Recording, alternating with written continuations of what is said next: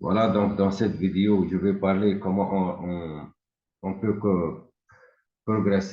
croiser trois variables ensemble. On parle d'études multidimensionnelles. On clique sur Analyse, statistique descriptive, tableau croisé.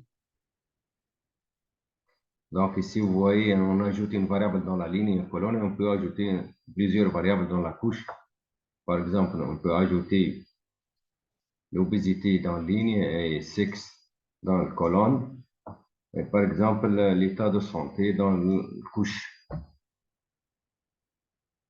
Donc ici, on peut ajouter bien sûr les pourcentages, soit ligne, soit position. Donc ici, on rajoute en ligne pour suivre. OK. Voilà, on obtient ce tableau. Vous voyez, on départ par, on commence par l'état de santé témoin et patient. Et dans les témoins, on trouve les différentes catégories de l'obésité en fonction de sexe. Même chose, donc, pour patient, on trouve donc les différentes catégories de l'obésité obèse et poids normal en fonction de sexe. Donc, ici, par exemple, pour les témoins, on trouve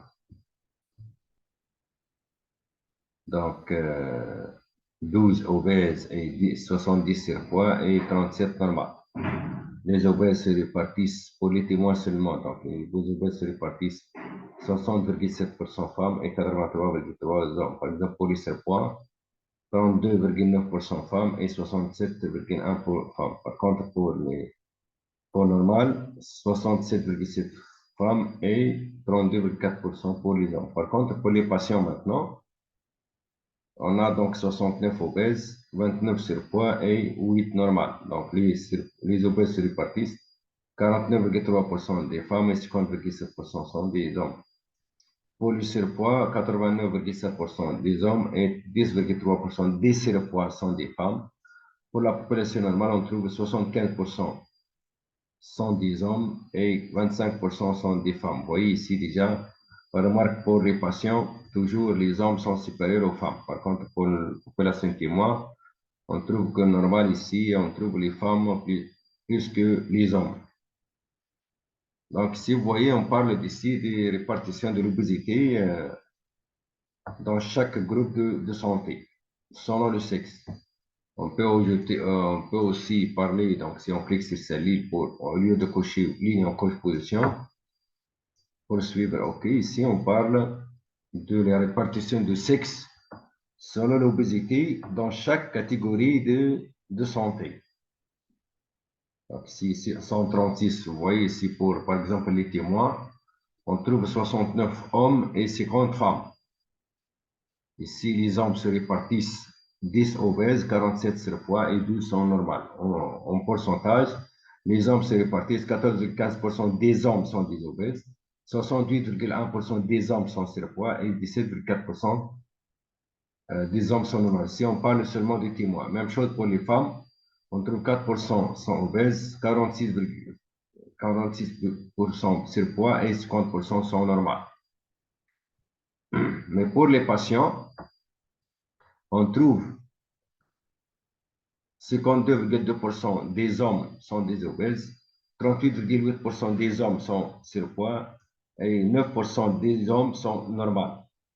Pour les femmes, on trouve pour la population ici malade, patients, c'est-à-dire 87,2% des femmes sont obèses et 7,7% des femmes sont surpoids et 5,1% des femmes sont normales.